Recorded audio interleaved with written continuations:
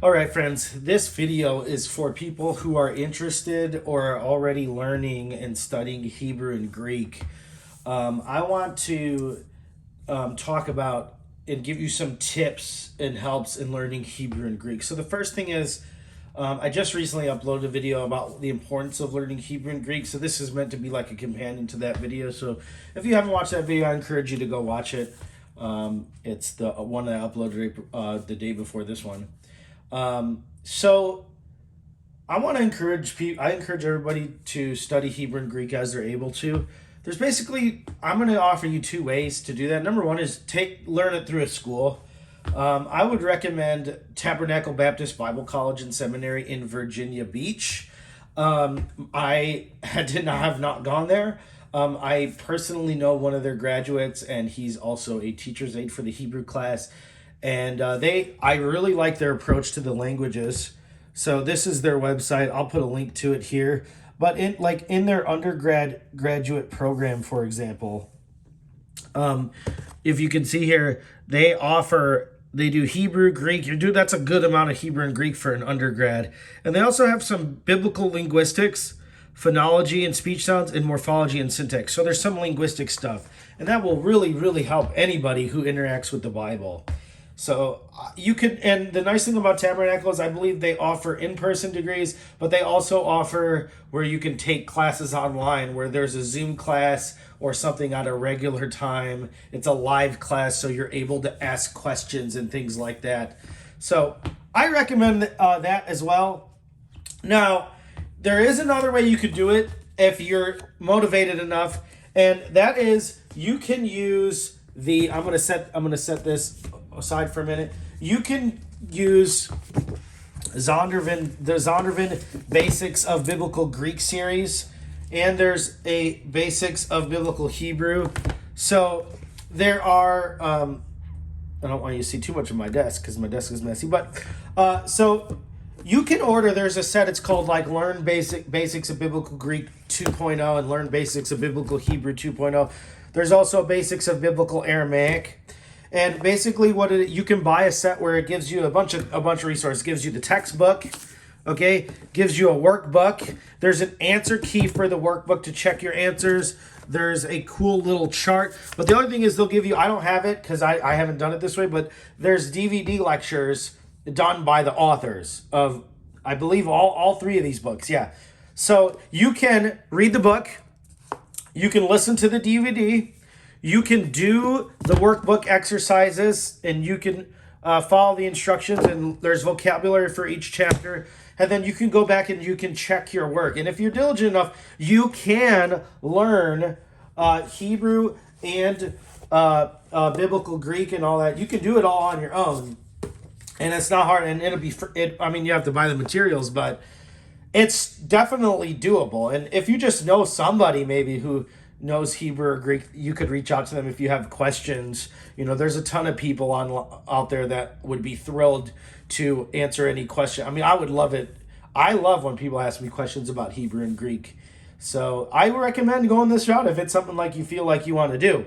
Okay, now these are the textbooks that I use. I didn't use the lectures, but let me get those out of the way. And I want to make you aware of some I want to give you some tips and tools about things that you can use in order to learn Hebrew and Greek. Because there were some things that I didn't know about when I first started learning Hebrew and Greek that I want to make you aware of. Okay? So the first thing is, I want to tell you about something. It's called Daily Dose of Greek and Hebrew, and there's a Daily Dose of Aramaic. So there's a website, you can Google it, Daily Dose of Greek, Daily Dose of Hebrew, Daily Dose of Aramaic.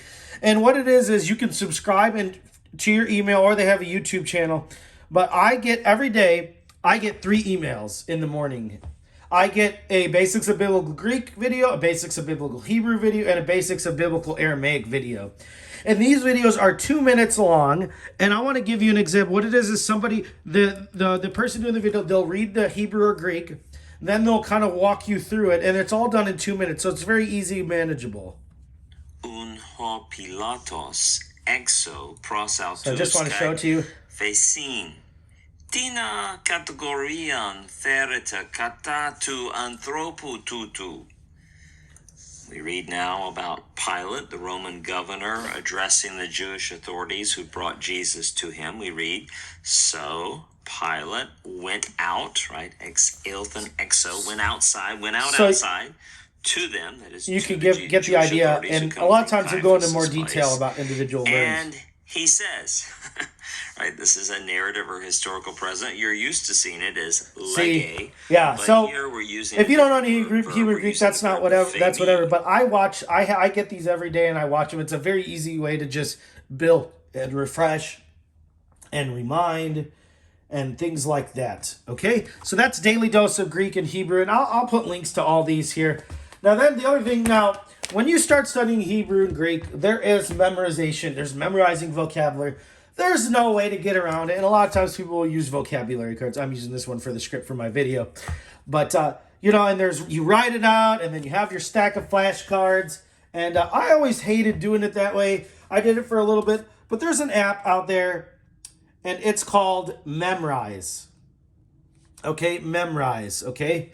And Memrise has these little courses. And let me show you how Memrise works. So I have a course for basics of biblical Greek vocabulary. And depending on what textbook your school uses or what you use, there are different courses that people have made. So what this is it's an app for learning things. So when you want to learn a new word, okay, I can't do it because I already did all the vocabulary on this. So let me go to the extended Greek New Testament and show you how it works. So what you do is you go to learn the new word, and then it tells you what the meaning is, and then you click on the thing. Okay, so therapuo is like I heal or restore. It's where you get the word therapy from.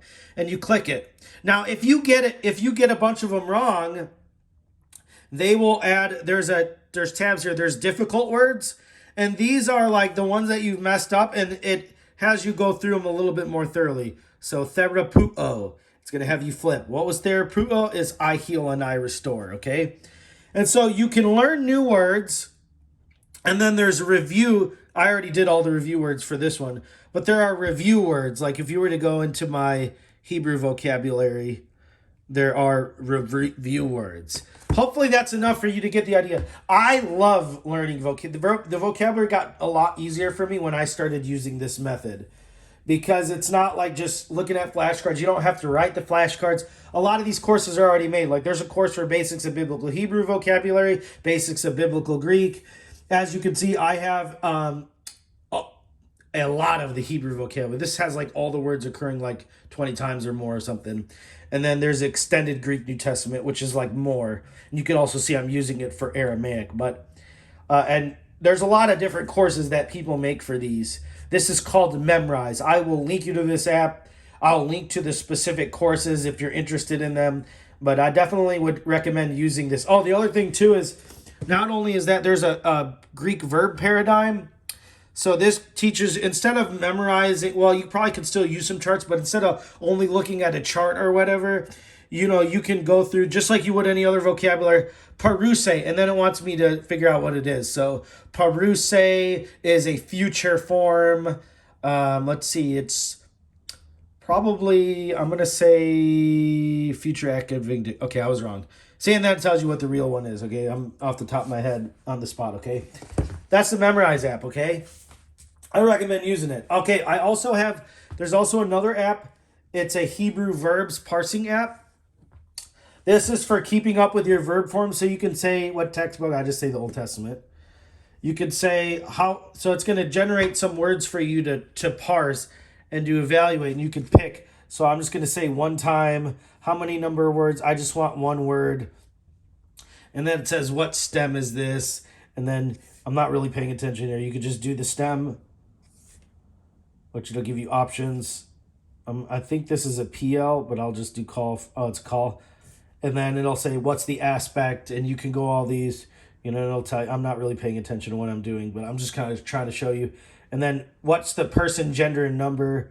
3MS, third masculine plural. Okay. And then it tells the root. You can hit, get it wrong, whatever, on purpose, and then it'll tell you what it is. That's just to kind of keep up your parsing ability.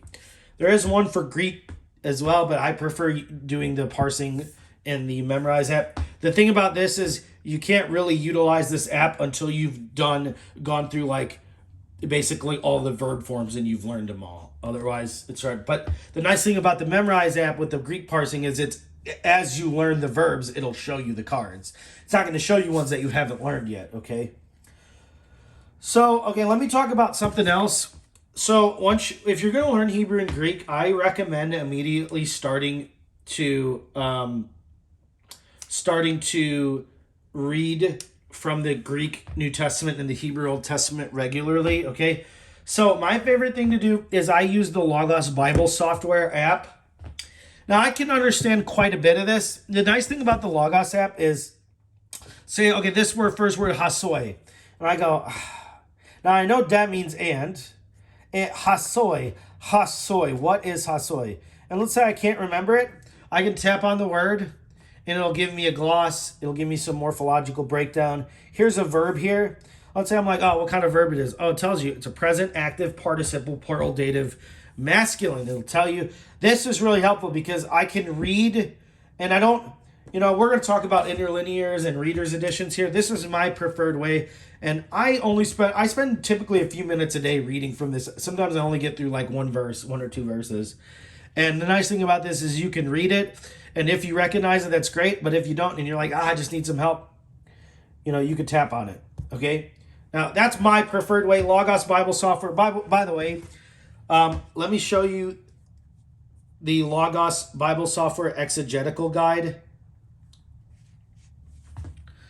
Because this is really nice. So let's just do Genesis 1:1.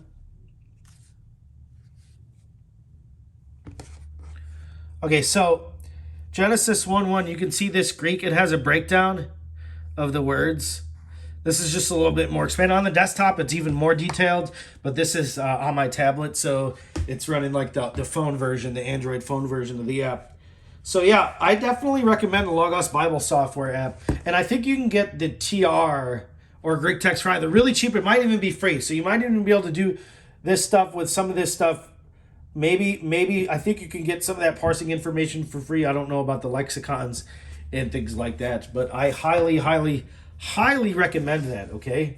And by the way, this ghosting that you see on this stuff you see on the screen, that's not the app. That's the display of my device. Okay? So let's talk about, now, say you don't want to get Logos, you don't want to do that, you want a physical book to read. There's some options, okay? This is the Grange Press Textus Receptus Reader's Edition. And what this is, it's the Scrivener Greek New Testament TR, which, full disclosure, I'm a TR advocate, okay?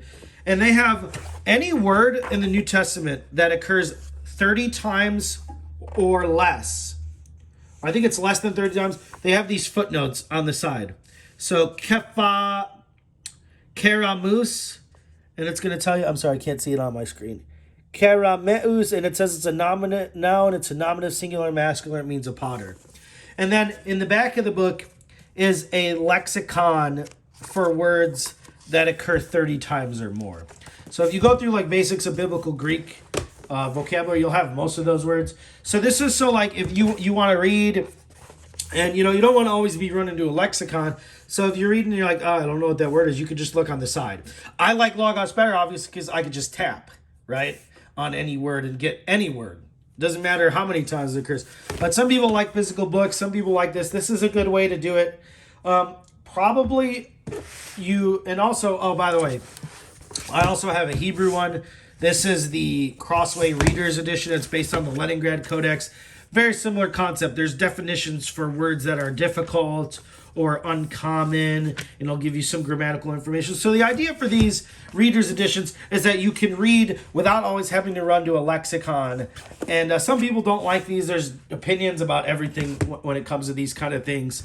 But I'll put links to these in there. Now, the thing about these is these are hard to use until you gain some knowledge. Like if you're in your third week of Greek and Hebrew, these are going to be harder for you because you're not going to understand a lot of things. You're not going to be able to understand the verb forms. I wasn't really able to comfortably read from something like this until I had, gone through the whole basics of biblical Hebrew, for example. and that doesn't take that long. That's like 1 or 2 years worth of studying, okay? That's not a massive amount of time.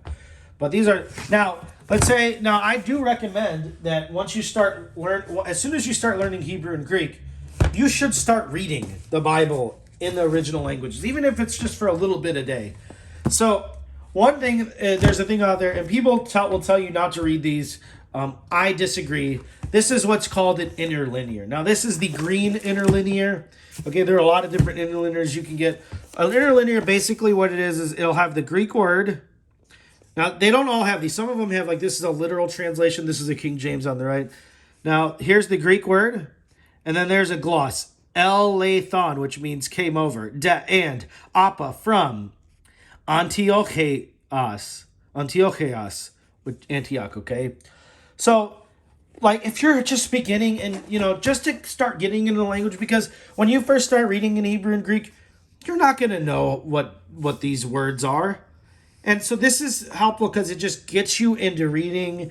I recommend doing this. I don't think you should stay using an interlinear forever, but when you're just starting, this is kind of like, you don't want to just pick up a Greek New Testament and just read it and you won't understand any of the words. I mean, maybe you will, whatever, but this is a nice place to start. Like, maybe while you're learning Hebrew and Greek and you're taking your first couple classes in each and you're still learning the basics, then you would read from a Hebrew or Greek interlinear on a regular basis. You don't have to read much, just a little bit. There was a time where I used to read a chapter a day out of this. Okay, and that's one thing that you can do. Okay, now I want to make you aware of a couple other things that might be helpful as you study and learn the biblical languages. This is the Newberry Reference Bible. I have a full review of this Bible somewhere on my YouTube channel. You can look for it.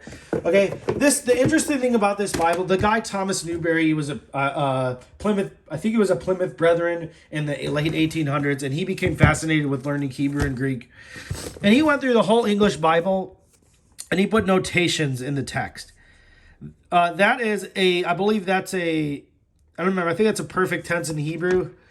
And there's all these symbols in the text that represent Greek functions. Like that little thing, I believe right there is a present tense. That little upside down T is a participle. Okay, that little pointer finger there is an accusative marker, I believe. And he went through the entire Bible and he put these little notations in here. And in the margins is the Hebrew words for some of them with glosses on the other side. You can see here. This is a wonderful Bible. Like if you're starting to learn Hebrew and Greek, you can pick up this King James Version Newberry Reference Bible, and you can start reading. And especially once you start actually learning the different grammatical functions and the grammar of Hebrew and Greek, you can benefit from this. This is like reading the English Bible in front of you with a little bit more information. So now, when I want to know about things in Hebrew and Greek, I will a lot of times bust out Logos and software, but I don't want to always run to my phone and stuff. And especially when I read the Bible in English, I tend to read it devotionally. I just want God to speak to me. I want to have fellowship with God. I have that's just reading. And then but when I want to do deep study, I'll go look at Hebrew and Greek and intensely, and I end up doing that a lot of times during my personal reading anyway. But this is just nice because there is Hebrew and Greek information found in notations, okay? That's not the only Bible like this. This is the main Bible that I use. This is the AMG Keyword Study Bible. I have an entire review on this Bible as well on my channel. But now this, unfortunately, doesn't have hardly any Hebrew resources. But it's a very similar concept to the Newberry in that there are things in the text that will tell you different grammar functions. And let me show you here. So in John chapter 4, Jesus said, "Whoever drinketh," PPT is a present participle, I believe. So whoever is drinking, that's a continuous of this water shall thirst again. But whoever drinketh, that's an aorist subjunctive. Aorist it just kind of has the totality of an action in view. Okay, these are different. Drinketh here and drinketh here are different in Greek. And it's because they have slightly different nuances in Greek. And this Bible in the New Testament has lots of things like that. You can go read the full review, but I know enough Greek to where when I read those functions, I immediately know what they mean. and I can generally tell what the significance of the different notations is in the text. And this Bible actually also has a full Hebrew and Greek dictionary. And this Bible has these numbers. This is coded to Strong's numbers. And in the back, so that one was 264. You can go to 264 and you can read the definition. And this is the AMG Keyword Study Bible. Now, these are just things that I've learned and I've utilized over the time. I definitely will put a link to all these different things in the description here. Probably my next video, I'm gonna just run through, like, I utilize almost all these I utilize a lot of what we talked about. I have a daily regular routine with Hebrew and Greek that I use. And so here, let's just put this there so you have something to look at. Anyway, so yeah, make use of Memrise App, daily dose of Greek and Hebrew, the Logos Bible app, regularly read. You can use an interlinear. There's the Newberry Reference Bible and the AMG Keyword Study Bible. So these are my tips and recommendations for learning biblical Greek, biblical Hebrew, and biblical Aramaic. I hope this video has helped you. Like, comment, and subscribe to the channel if you like this kind of content. Thank you so much.